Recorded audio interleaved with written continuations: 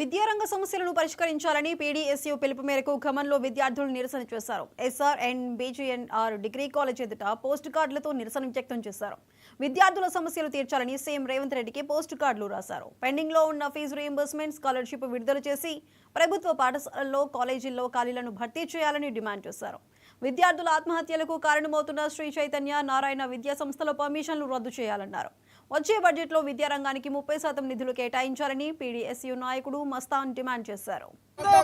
విద్యా సంస్థలలో శ్రీ చైతన్య విద్యా సంస్థలలో అనేక మంది విద్యార్థులు చనిపోతా ఉన్నా కూడా, వాళ్ళ ప్రాణాలు పోతా ఉన్నా కూడా ఇంతవరకు ఆ యాజమాన్యంపై, ఆ క్యాంపస్లపై ఇంతవరకు చర్యలు తీసుకోకుండా పక్కదారి పట్టించి వాళ్ళకి కొమ్ము కాసిన పరిస్థితి ఈ తెలంగాణ రాష్ట్ర ముఖ్యమంత్రి చేస్తూ ఉన్నారు. ఇప్పటికైనా ఏదైతే స్కాలర్షిప్లు మేము అడుగుతా ఉన్నామో, ఏ జిల్లాలో యూనివర్సిటీ ఏదైతే అడుగుతా ఉన్నామో తక్షణమే వాటిని అమలు చేసి విద్యార్థుల ప్రాణాలను కాపాడాలని చెప్పి సందర్భంగా వారిని మేము కోరుతా ఉన్నాం. కానీ ఈ సీఎం రేవంత్ రెడ్డి ఇవి వీటిని పట్టించుకోకుండా ఈరోజు కార్పొరేట్ విద్యా సంస్థలు కావచ్చు, కార్పొరేట్ ఏదైతే రియల్ ఎస్టేట్ ఏవైతే ఉన్నాయో వాటిని కొమ్ము కాసి ఈరోజు విద్యార్థుల ప్రాణాలు తీసిన పరిస్థితి తెలంగాణ రాష్ట్రంలో కనబడతా ఉంది. ఇప్పటికైనా పెండింగ్లో ఉన్న స్కాలర్షిప్లు ఏవైతే ఉన్నాయో 8,150 కోట్లు తక్షణం వాటిని విడుదల చేసే విధంగా ఆలోచన చేసి వచ్చే బడ్జెట్ సమావేశాలలో విద్యారంగానికి కనీసం 20% నిధులు కేటాయించకపోతే మాత్రం మంత్రుల క్యాంపు కార్యాలయం ముట్టడిస్తామని చెప్పి ఈ సందర్భంగా వారిని మేము హెచ్చరిస్తా ఉన్నాం.